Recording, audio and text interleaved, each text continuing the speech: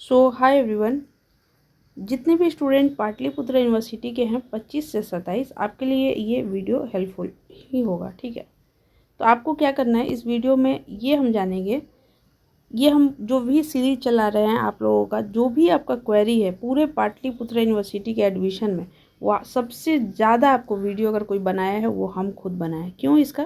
क्योंकि हम खुद पाटलिपुत्र यूनिवर्सिटी से पास आउट है और सबसे हाईएस्ट मार्क्स लेके यूनिवर्सिटी से टॉप किए हैं।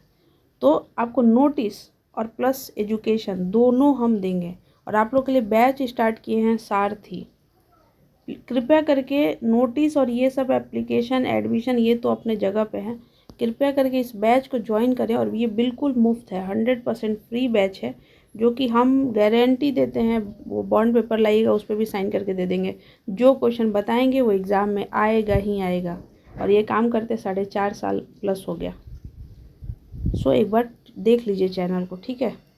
तो यहाँ पे हम लोग ये बात कर रहे हैं कि कुछ बच्चे पूछ रहे हैं कि ये बताइए कि सब्सिडरी पे तो हम वीडियो बनाए हैं कि सब्सिडरी से एडमिशन ले सकते हैं कि नहीं। कुछ बच्चे पूछ रहे हैं कि कंपोजिशन से ले सकते हैं कि नहीं।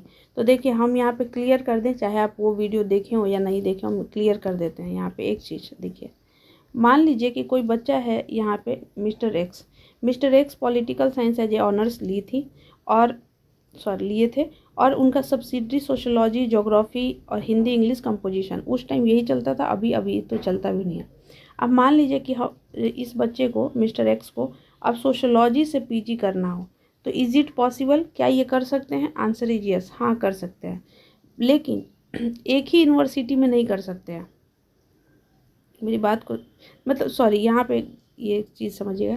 इसको हम कर सकते हैं सब्सिडरी से, आप अपना जो है कर सकते हैं, चाहे आप उसी यूनिवर्सिटी के हों या आप डिफरेंस यूनिवर्सिटी से हैं, आप कर सकते हैं ये काम। इसका प्रूफ यहाँ पे देखिए, ये आप लोग का नोटिस है 25 से 27, यहाँ पे चेकआउट करिए, इसका प्रूफ देख लीजिए।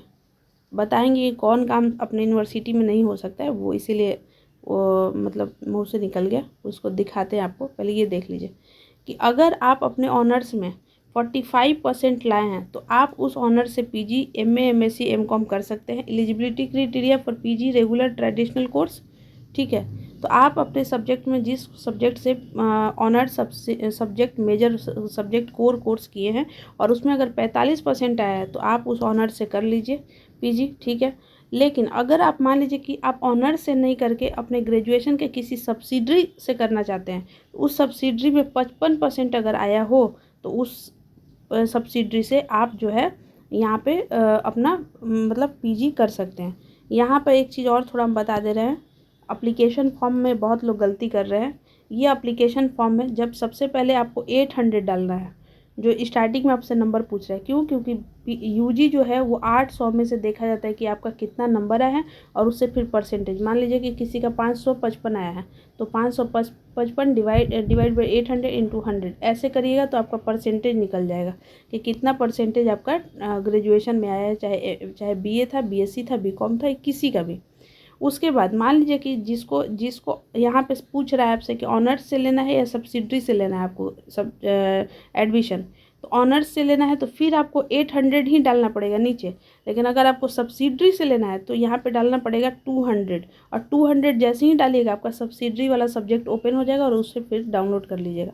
अब हम यहाँ पे जो यहाँ पे किए थे कंपोजिशन को लेकर, तो देखिए ना ही यहाँ कोई नोटिस है और ना ही हम कंपोजिशन से पीजी कर सकते हैं, क्योंकि ये किसी ना किसी स्टूडेंट का था कि क्या कंपोजिशन से कर सकते हैं। तो नहीं, कंपोजिशन से हम एडमिशन नहीं ले सकते, हम ऑनर्स से ले सकते हैं, हम सब्सिडरी से ले सकते हैं।